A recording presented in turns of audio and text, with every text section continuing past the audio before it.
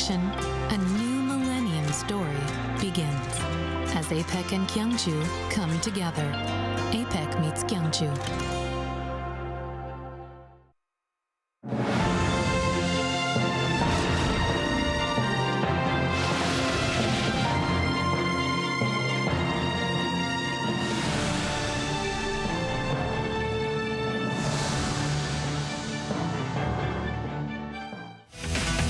In our headlines on this Monday, September 29th, here in South Korea, a substantial number of public services turn offline this week in the wake of major disruptions to online services following a fire at a state-run data center.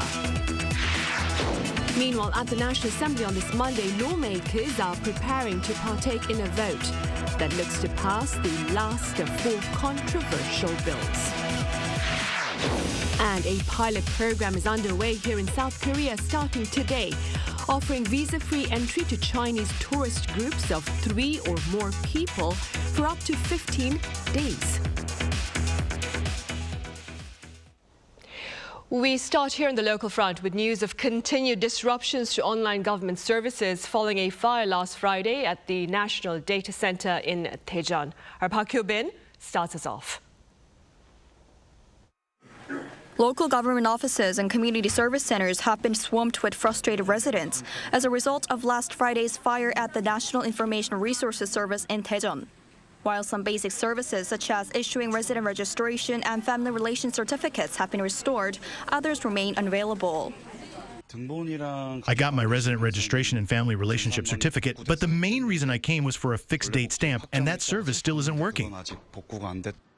The Ministry of Interior and Safety said Monday that restoring the 96 systems directly affected by the fire would take about 4 weeks as they relocate the data to the Daegu Backup Center. We deeply apologize once again to the public. It is expected to take about 2 weeks to prepare the resources and another 2 weeks to set up the systems, but we aim to accelerate the process as much as possible with cooperation from firms already housed at the Daegu Center. According to the Central Disaster and Safety Countermeasures Headquarters, as of noon Monday, 62 out of 647 disrupted systems have been restored, including 16 of the highest priority services, a recovery rate of just over 44%. Meanwhile, police investigating the cause of the fire are focusing on lithium-ion batteries. A team of specialized investigators has been dispatched to examine the scene, reviewing CCTV footage and joint inspection records to determine how sparks were triggered and under what conditions the batteries were handled. Park Hyo-bin, Arirang News. Meanwhile, at the Parliament on this Monday, lawmakers are preparing to partake in a vote that looks to pass the last of 4 controversial bills. Our political correspondent Moon Hae-ryun has the latest. The 5-day filibuster marathon at the National Assembly is nearing its end, with lawmakers preparing to vote on Monday on the last of 4 contentious bills this plenary session. Since the session opened last Thursday afternoon, lawmakers have passed 1 controversial bill each day. Among them, an amendment to the Government Organization Act, a measure establishing a new Broadcasting and Media Communications Committee, and a revision to the National Assembly Act. Progress has been slow because under parliamentary rules, a filibuster can stretch on for up to 24 hours before a separate 3/5 majority vote can end it. That means lawmakers have been limited to tackling 1 bill per day. The bill now up for debate is a proposal that would allow for the prosecution of perjury committed during parliamentary hearings, even after a committee has ended its work. If the chair refuses or avoids filing charges, more than half the members could approve it instead. And if the committee has dissolved, the chairman of the Legislation and Judiciary Committee would be empowered to act in its place. The DP criticized the PPP's filibusters as wasting golden time, while the PPP condemned the amendment as legislative tyranny. Wasting the golden time to restore South Korea in this way is a clear dereliction of political duty and a betrayal of the people. As long as Chumia maintains dictatorial control over the Legislation and Judiciary Committee, South Koreans will have to sit through more needless political farces. The ballot will bring the marathon filibuster to a close, with the ruling party and its allies poised to use their supermajority to pass the bill. But while the plenary session formally ends on Monday, lawmakers are likely to reconvene as early as Thursday. That's because around 60 welfare-related bills considered as uncontentious remain piled up on the agenda awaiting passage. 문혜련, Arirang News. President Lee Jae-myung is set to hold a summit with Japanese Prime Minister Shigeru Ishiba in the port city of Busan on Tuesday. Speaking to the press earlier this afternoon, National Security Advisor Wee Sung-nak said the visit by Prime Minister Ishiba comes in light of President Lee's trip to Tokyo last month and ushers in the return of their so-called shuttle diplomacy. On their agenda are ways to cooperate on issues of common interest, ranging from population decline to rural revitalization to artificial intelligence and to hydrogen energy. The outgoing Japanese Prime Minister will be in South Korea from Tuesday for a two-day visit. In other news, the real income of South Koreans in their 20s recorded the lowest growth rate as compared to that for all age groups over the past 10 years. Findings by the Federation of Korean Industries show their real income on average rose 1.9% between 2014 and 2024, with a tangible slowdown from 2019 to 2024. The report links this reality to a decline in job quality and inflation.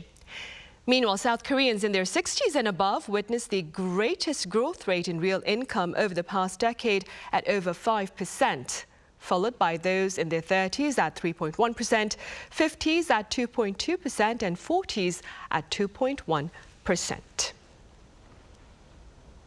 A pilot program is underway here in South Korea starting today that offers visa-free entry to Chinese tourist groups of 3 or more people for up to 15 days.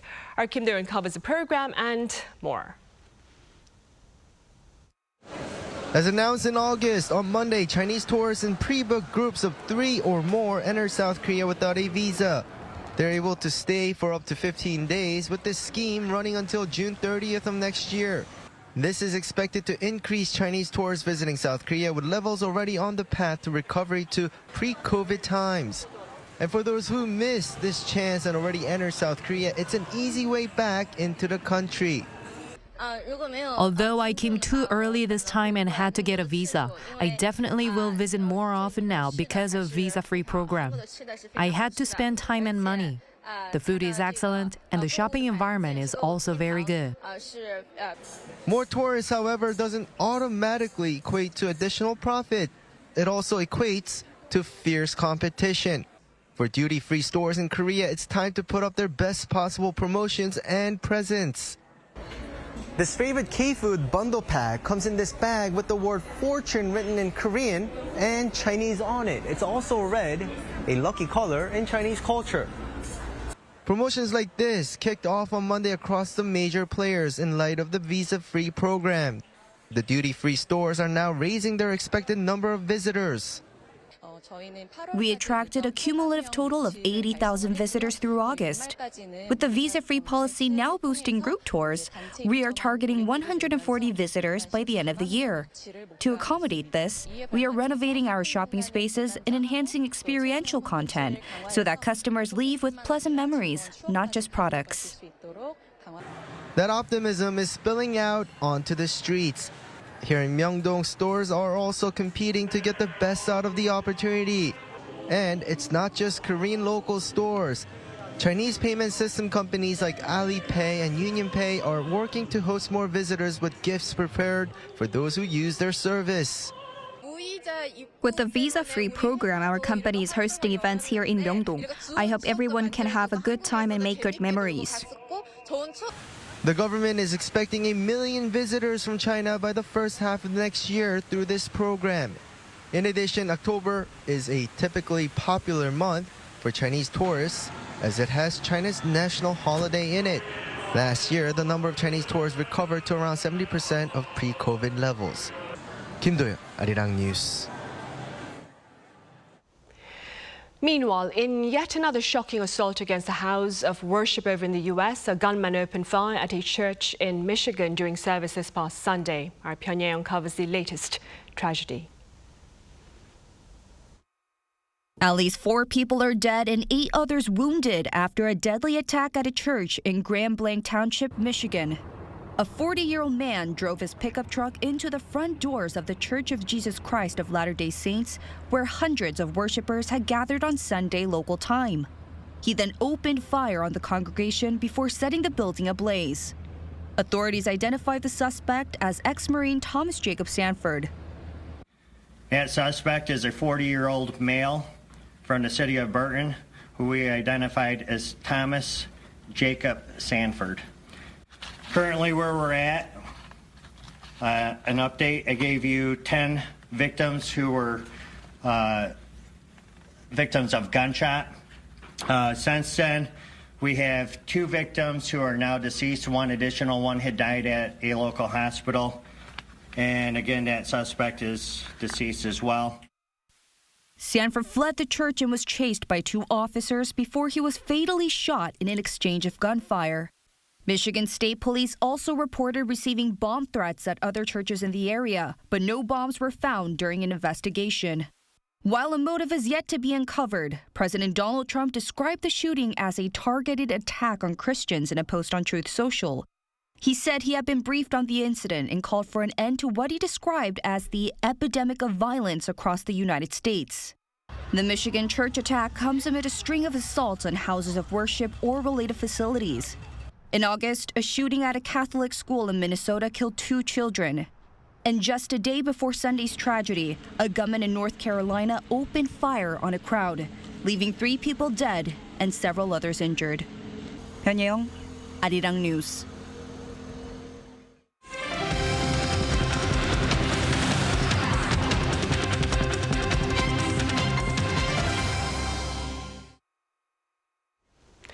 Seoul held its 18th ODA International Conference on this Monday, kicking off an active week of engagements to promote partnerships for global development. Our senior correspondent Oh Soo-young reports.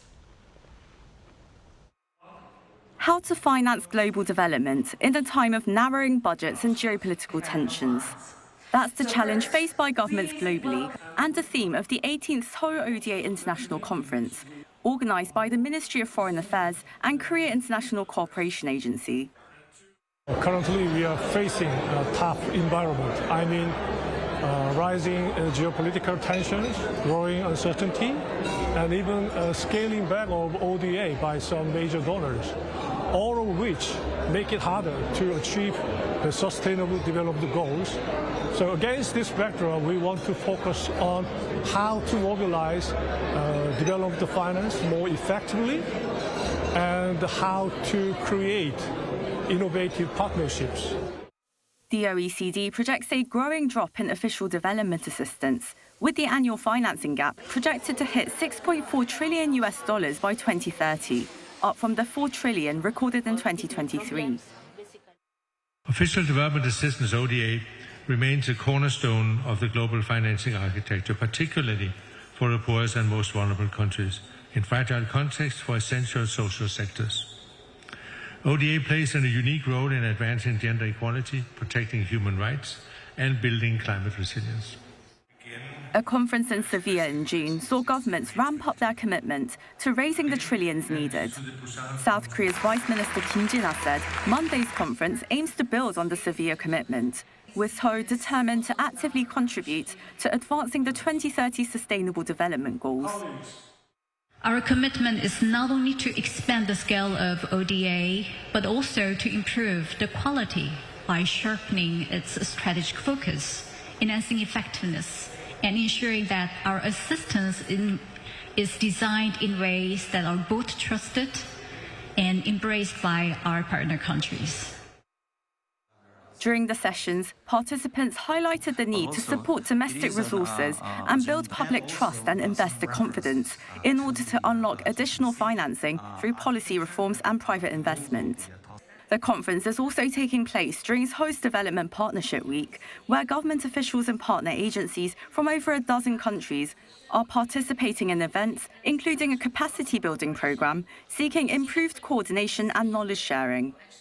It is how we can improve the effectiveness of our development cooperation through better coordination, transparency, and alignment with our partner country. Korea has built a strong fundamental institutional framework for development cooperation. In terms of ODA, Korea already have the complete package of SIMs, of loans and grants. Korea's own experience of transitioning from an aid recipient to a donor country with its rapid socio-economic development within one generation also provides policy examples. The conversation will continue at the Busan Global Partnership Forum and the high-level meeting of 5 middle-power countries, Mexico, Indonesia, Korea, Turkey and Australia, taking place in Seoul this week. Oh Soo-young, Arirang News. South Korea's Navy this past weekend marked its 80th birthday with a fleet review in waters off the coast of Busan. Our defense correspondent Kim Bo-kyung was there. With the commander of the Navy's latest Aegis destroyer, the ROK's Cheongjo the Great, reporting the commencement of the maritime fleet review to the defense minister, the Navy's fleet review began. Celebrating the 80th anniversary of the Navy's founding, this year's fleet review was the 6th in the Navy's history, with the first coming in 1945. I'm currently on the deck of the Navy's 4,900-ton amphibious landing ship Ilchubong, where defense officials, including the minister, are on board for the fleet review, showcasing the country's naval strength both at sea and in the air.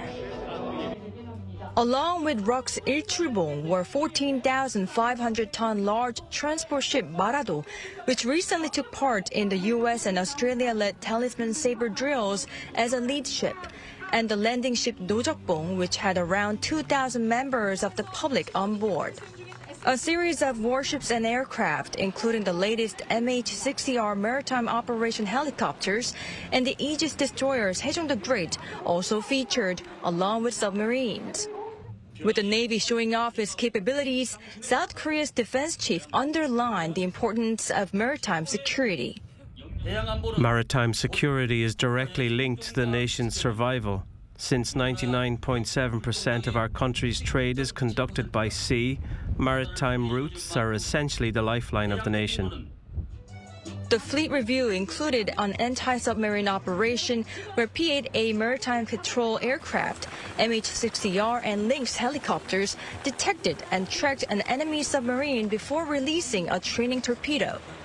A demonstration of the Navy's firepower followed, involving both manned and unmanned assets responding to enemy vessels. People who got a chance to see the event enjoyed every minute of it. Seeing the Navy's capabilities in person made me realize how strong our national defense is. I feel confident that we can trust and rely on our Navy to protect our country. Showcasing its vision of becoming a leading maritime power, the ROK Navy was able to demonstrate its strength and get closer to the public. Kim Bo-kyung, Arirang News, Busan. And speaking about members of the public, those here in capital Seoul were treated to Seocho-gu District's annual Seoripul Festival with a greater emphasis on music this year. Our An Sung-jin was there. Seocho is the music. This is the slogan for this year's Seoripul Festival, the signature culture and art celebration of Seoul's Seocho-gu District. As it celebrates its 10th anniversary, the festival has been rebranded as the Seoripul Music Festival, with the district pledging to put an emphasis on the rhythms of joy. This fall, one of Seoul's busiest boulevards, Pampodero, has been transformed into a vibrant stage by bringing music and various performances onto the streets. From classical concerts to traditional Korean performances, the festival offers a wide range of harmonious ensembles for visitors to enjoy. Marking its 10th anniversary, the festival now adds music to its name to highlight its expanded focus. The festival showcases a full spectrum of music for its visitors. But the highlight of the festival is the 2,600 square meter sketchbook. The 900-meter stretch of the busy Pampodero Road was closed off so that visitors could use color chalk to draw on the streets, transforming the city into a grand stage. Everything here is so much fun, and I am very excited to be here. My favorite parts are the largest sketchbook and diverse musical performances. I hope this festival continues. And Arirang TV also set up a booth to share its dedication for K-pop. Alongside Arirang TV, which we have a long history with, we wanted to open this collaboration booth to contribute to society. The annual music festival, which was held over the weekend, attracted some 250,000 visitors in another successful artistic celebration for the district. An Sung-jin, Arirang News.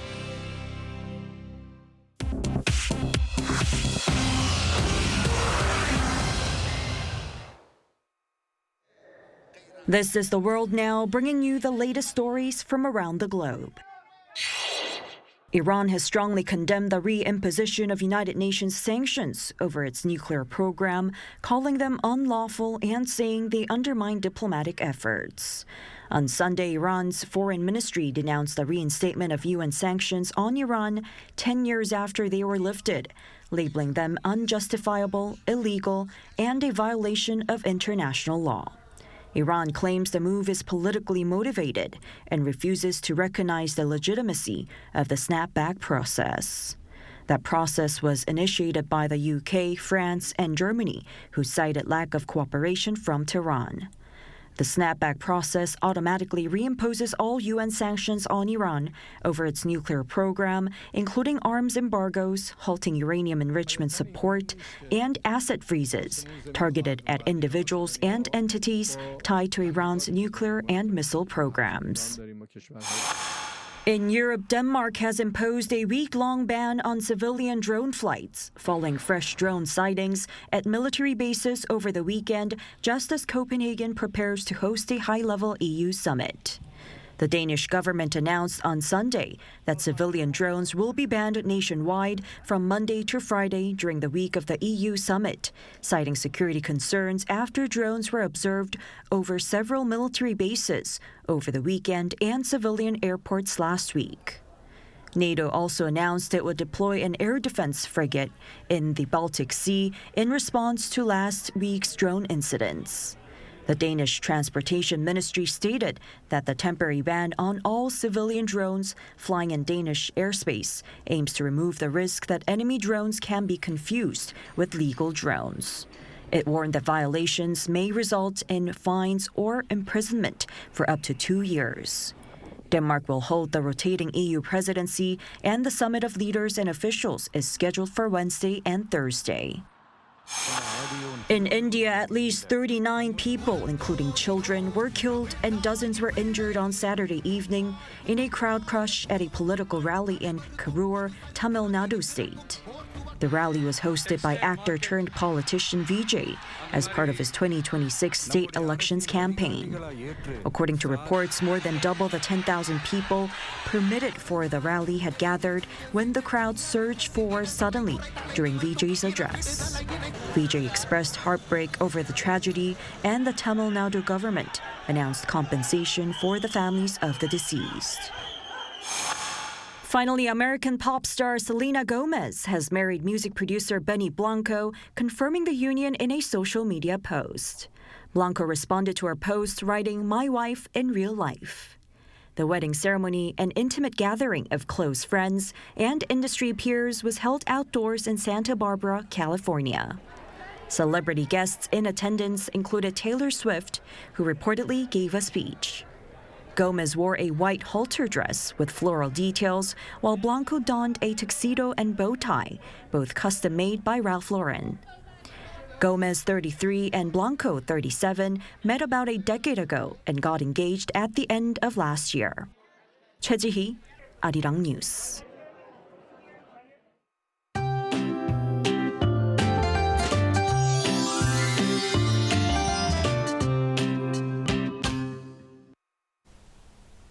September is coming to an end. As autumn deepens, the daily temperature differences between the morning and evening are widening these days.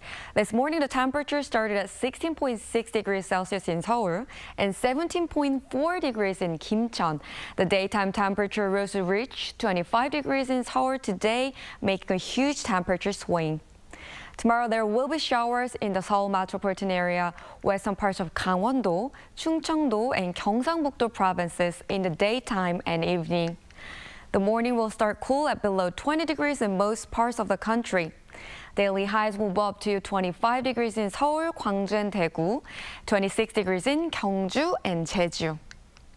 Starting from Thursday night, there is more rain forecast for Jeollanam-do province and Jeju Island. That rain will spread to the Chungcheong-do provinces and the rest of the south on Friday.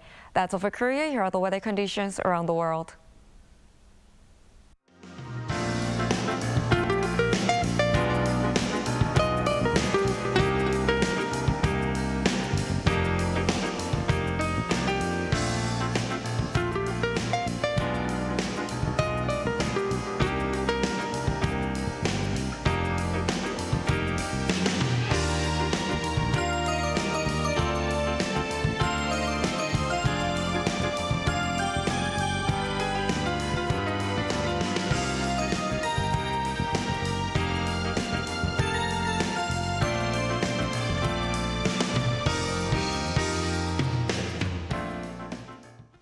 Those are the headlines at this hour here in South Korea. Coming up next, our daily panel session. Thank you for now.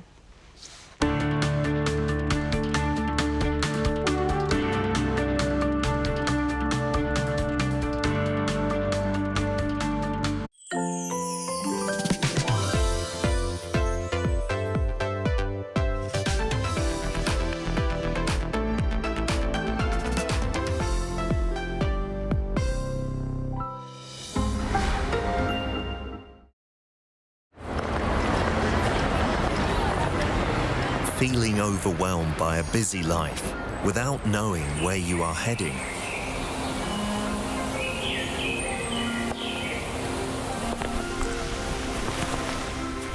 Realizing your mind has gone completely blank.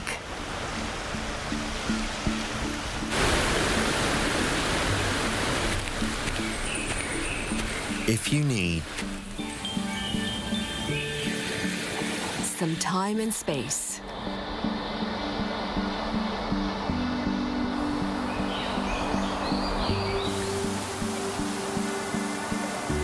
Stay, escaping from a hectic life and waiting for your heart.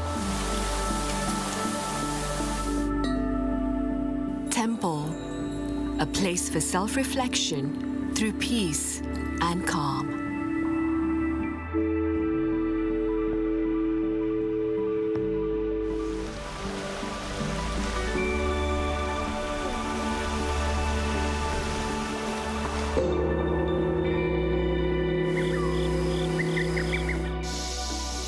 Walking and being in nature. Slowing down your body and mind. Staying for a joyful journey to face your inner self. Focusing on the present moment.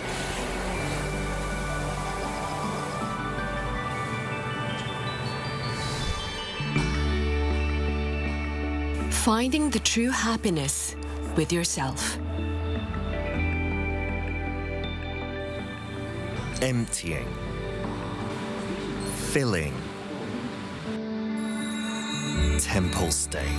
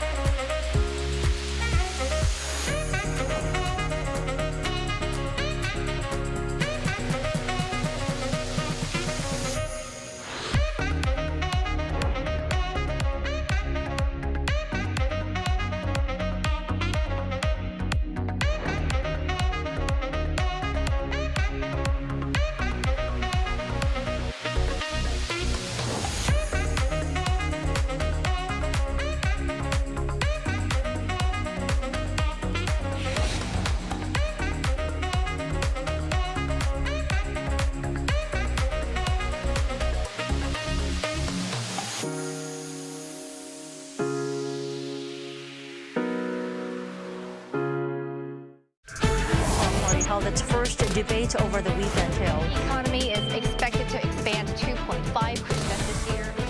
Korea's ties with its global partners on the sidelines of this latest UN summit. A massive drone attack on Ukraine overnight on Monday and Tuesday.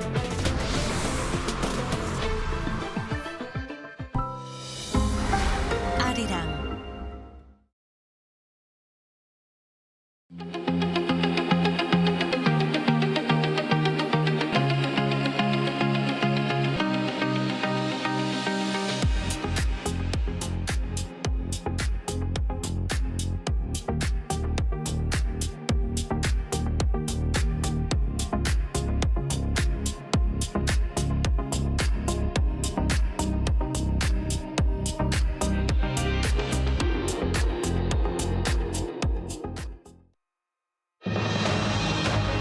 This year's United Nations General Assembly comes to a close on this Monday local time, and on Press Perspective today we revisit South Korea's agenda at the multilateral gathering. Do stay with us.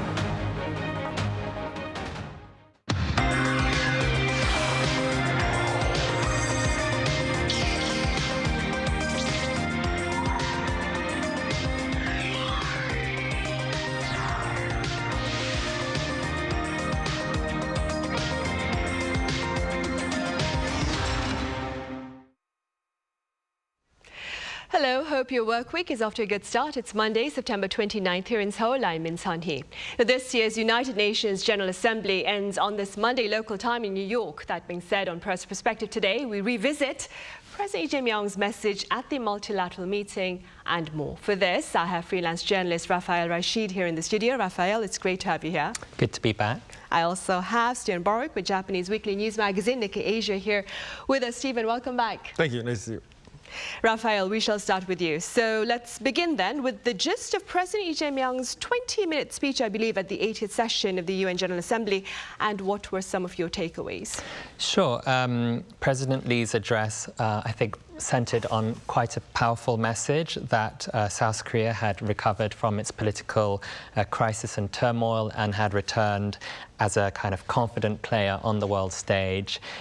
This, of course, was his first time speaking at the General Assembly since taking office, and he framed the country's recent democratic restoration following the failed martial law, of course, last year as proof of the UN's values that can prevail even in crisis. In this speech, 20-minute speech, there were several components. Lee introduced this END initiative, the END initiative for the Korean Peninsula, standing for exchange, normalization, and denuclearization. So I think that was the biggie. He outlined three foundational principles: that Seoul respects North Korea's system, that they won't pursue unification by absorption, and that South Korea has no intention to carry out any hostile acts. On denuclearization specifically, he did say, he called it kind of a realistic and rational phased approach, acknowledging that this might not be able to happen overnight or anytime quickly. Beyond Korea-specific issues, Lee positioned his country as a model for democratic resilience. He referenced novelist Han Gang's Nobel Prize and described how Koreans basically resolved their constitutional crisis with this colorful light sticks rather than violence, calling the movement something that kind of demonstrated the brilliant achievement of the United Nations spirit. So basically maybe something that other countries can aspire to or look up to. And he also emphasized Korea's role as an emerging country in terms of technologies, promising to be a champion for all in terms of AI. I think he used the word AI for all, and also emphasized that this would be part of his messaging at the upcoming APEC summit in Gyeongju. So I think overall, I would say my takeaways would be that Lee used this kind of platform and opportunity to declare that Korea is back and it's ready to lead on these issues, whether it be peace building or technology governance. Right.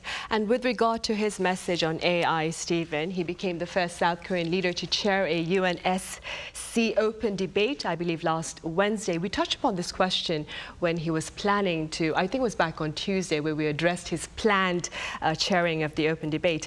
Again, with regard to that particular event, what was the message that he sought to share and what were your takeaways? I thought the kind of main theme that he tried to put across was the challenge of finding new governance structures that can kind of harness the potential of AI and at the same time mitigate its risks. And the UN is the optimal platform to convey that message because all the relevant actors are there. And I mean, I thought his message come across quite clearly in that he said that this is something that has the potential to make great strides in humanity, and he pitched South Korea as a responsible global power, and he said that his country was committed to international cooperation towards having a kind of responsible use of AI that builds toward a sustainable future. So in terms of themes, I think it was all, it probably went over very well. It was all like nothing too objectionable in it. I think it's things that like any kind of rational world leader would agree to, that we want to have mechanisms whereby we can prevent this technology from being used for harm and, allow it to boost things like literacy or, access to essentials like food and medicine. And, there is undoubtedly great potential there. But it's just it's a very kind of thorny path to getting a whole bunch of countries to agree on how to set limits on AI, and, sort of like what rules and what framework do you go ahead with within the UN.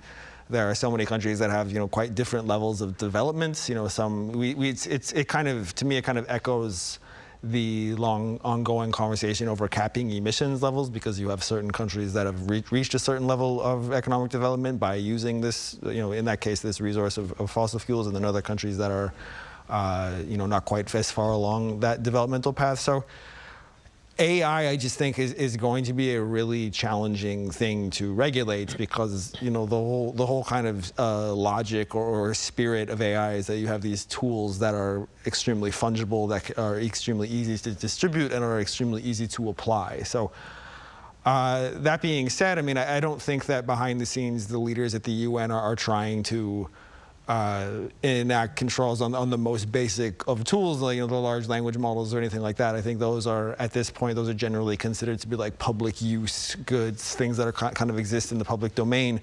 What I imagine Lee would have been talking with his counterparts behind the scenes about is like, what are the kind of nascent AI tools that are potentially risky and ought to be controlled in some way, and then what are the AI tools that can be that are most promising when it comes to potentially being deployed towards development goals. So this is probably the beginning, or a kind of early stage toward a much longer conversation. Right, and a very daunting task, of course, as we've said before. Raphael, back to the UN General Assembly. President Lee Jae-myung and his American counterpart Donald Trump delivered their keynote speeches at the UN podium on the same day. That was last Tuesday. Now, quite a number of the foreign media outlets took that opportunity to draw distinct comparisons between the two speeches. Were you also making note of that particular reality? And also, Raphael, do you believe President Lee Jae-myung's engagements at the UN platform this time around serve to perhaps help restore South Korea's diplomatic credibility? Yeah, I mean, I think for anyone who watched, especially President Donald Trump's speech, I think the contrast couldn't have been starker. Whilst Lee positioned South Korea as a champion of multilateralism and democratic values, Trump spent nearly an hour attacking the very institution that was hosting him at the United Nations. He questioned the United Nations purpose, saying it writes strongly worded letters but achieves nothing. He mocked the building's infrastructure, complaining about a broken escalator and also teleprompter. He claimed he'd personally ended 7 wars whilst the UN offered empty words. I think more significantly, Trump turned on America's allies with quite a lot of ferocity. He told European leaders that your countries are going to hell over immigration and climate policies, calling climate change the greatest con job ever perpetuated on the world. He accused Europe of being invaded by forces of illegal aliens and said their green energy policies would cause their countries to fail. Interestingly, I think it was the BBC that noted that 7 years ago, when Trump did kind of deliver a similar speech, the world leaders laughed at him and his claims, but in this case, when he was talking, the entire hall was silent. So I think people now realize that this is not someone to joke around with and that he's actually being serious. I think Lee, by contrast, offered a vision of a cooperative multilateralism, pledging Korea's support for UN reform, peacekeeping missions, and collective action when it comes to AI, as Stephen pointed out. So I think the contrasts were obviously there. I think a few foreign media might have picked up on it, but I think on the credibility question that you mentioned, I think Lee's performance, I think it was effective for what he was there to do. And I think this is his first major international debut on the world stage. Of course, he has been abroad before, but this was in front of the eyes of the world, so to speak. And I think he was successful in reframing, again, the turmoil, the martial law, overcoming those difficulties as evidence of a democratic strength rather than instability.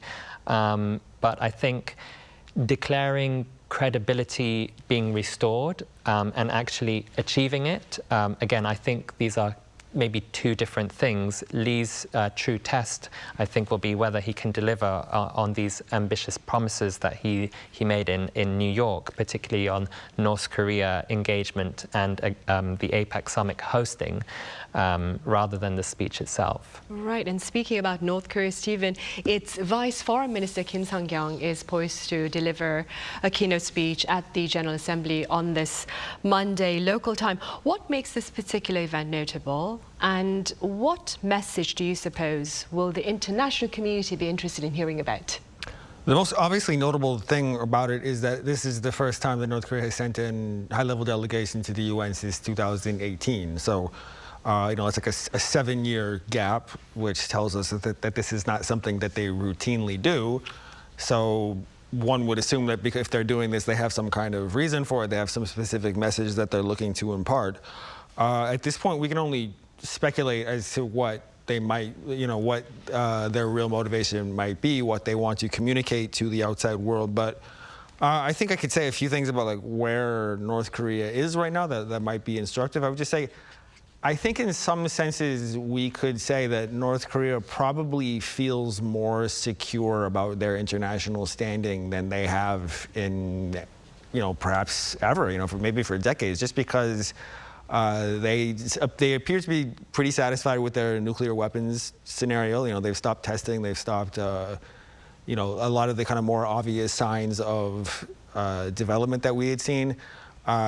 Generally, I feel like they carry out fewer provocations. You know, they seem to be kind of less interested in sending messages to South Korea or to the U.S., and they have these quite stable, quite mutually beneficial relations with Russia and China. So I wonder if, you know, part of what Pyongyang's thinking here is that they see themselves as being in a position of relative strength, a position of relative stability, and they see this as an apt time to project some kind of message onto the world.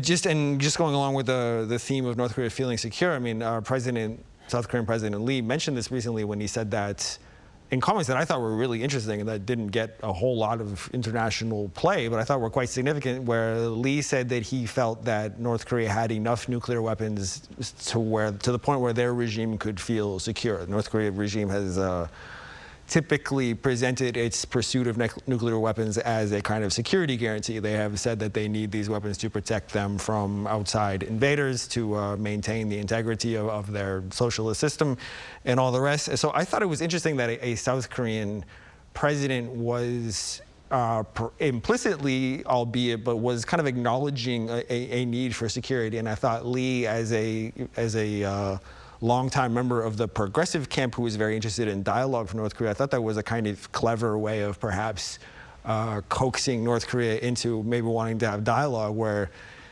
with this sort of acknowledgement of North Korea's security concerns, and also with a kind of tacit acknowledgement of North Korea's nuclear possession, kind of saying like, well, you have these weapons now and that has addressed your security concerns, so why not come to the negotiating table? Why not operate from that position of stability and perhaps engage with the South or engage internationally or whatever it happens to be. So the stage is set, and I'll definitely be interested in what message Kim Sung-kyung is looking to convey. Time will tell. Right, and with regard to President Lee Jae-myung's North Korea policy, Raphael, as you mentioned earlier, he has proposed a phased path to denuclearization of North Korea. What has been the response to his plans on the ground? Sure. I think the responses have been mixed, and Pyongyang, I think, continues to deliver a rejection of this rhetoric. Just days after President Lee's UN address, Kim Jong-un delivered North Korea's answer, not necessarily through state media denunciations, but by convening his nuclear scientists and declaring that the country's nuclear force, its position basically remains absolutely unchanging. He even reviewed plans to expand nuclear material production and actually ordered increased output ahead of next year's party congress. So I think this was a calculated rebuke of Lee's rhetoric for the past 100 days or so. Lest we forget that just a month ago as well, Lee had outlined some almost a similar proposal at a Washington think tank, and North Korean state media issued its harsh commentary saying that this three-stage denuclearization plan is a vain delusion, a naive dream trying to catch clouds floating in the sky. So I think North Korea hasn't necessarily changed whatsoever.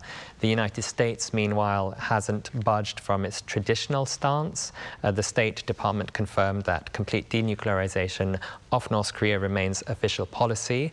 And then we saw this repeated again through the trilateral statement issued with Japan and South Korea in New York just the other day that similarly reaffirmed the resolute commitment to the complete denuclearization of North Korea in accordance with United Nations Security Council resolutions. However, I think President Lee himself seems prepared maybe to accept another reality, perhaps accept less than complete denuclearization in practice.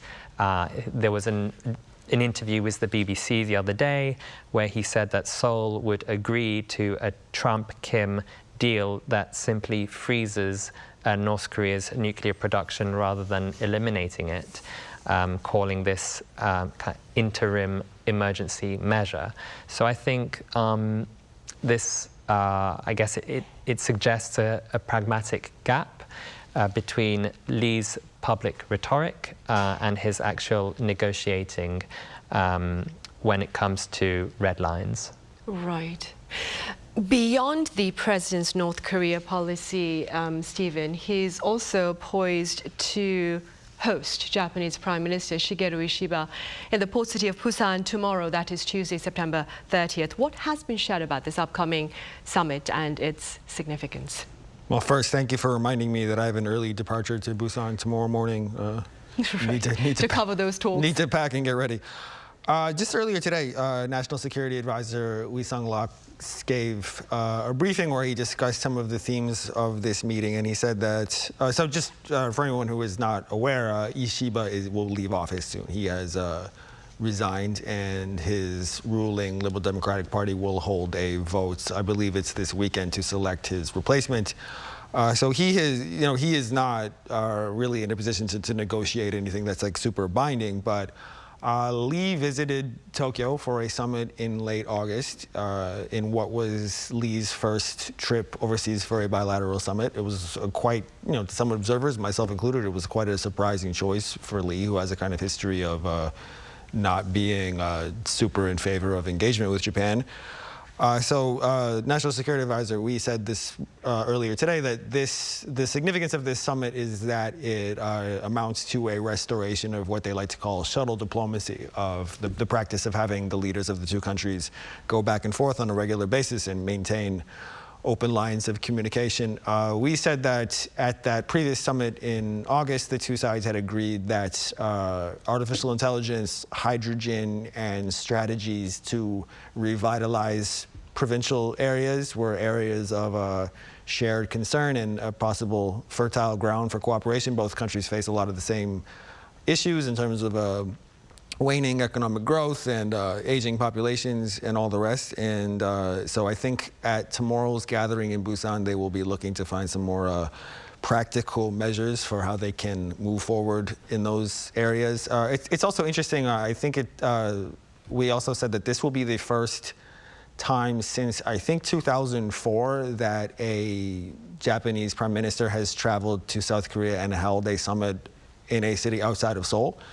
And that Lee's thinking on that matter was it was a kind of a meaningful gesture to hold the summit in Busan because they will be discussing the vitalization of non-capital areas. Both countries are dominated by one massive, in the case of Korea's Seoul and in Japan's case Tokyo. So this will be welcome for the people of Busan, I'm sure. The prime minister will be traveling with a delegation, and it'll bring some economic activity to the city and kind of raise the city's profile. So I'll be on the ground there looking. All right, good to know, good to know. Rafael, as Stephen just said, a new Japanese prime minister will be named in early October. That being said, what are your prospects with regard to bilateral ties going forward? I think this kind of succession battle that is ongoing in Japan right now is going to be a contest between moderates and the right wing of the Liberal Democratic Party in Japan. And I think Seoul is maybe nervously watching what is happening. Maybe I could skip to the conclusion first. I think President Lee has addressed this directly just the other day, saying that he expects to maintain the two-track approach, dealing separately with historical issues while also pursuing future-oriented cooperation regardless of who becomes prime minister. And I think this government has made it clear that they will cooperate with whoever comes in power, maintaining, again, this pragmatic diplomacy approach. If we look at the main contenders, we have Sanai Takaichi, who is a conservative, who is also close to the late Shinzo Abe, and we also have Shinjiro Koizumi, who is the son of the former prime minister. And then we also have two former foreign ministers also running in the mix. But I think this, the concern is for Takaichi, who is a figure causing a bit of concern for Seoul, I believe, who's been visiting the Yasukuni Shrine and represents what some Korean observers call a revisionist wing of historical issues. Then we have Koizumi, who is increasingly seen as potentially the front runner, who would maybe be more likely to be more favorable towards bilateral ties.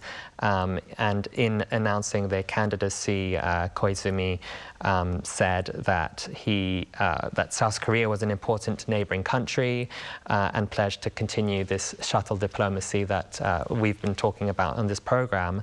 And I think his parliamentary district also has a large Korean-Japanese population, which maybe gives him some kind of practical reasons to prioritize this kind of relationship.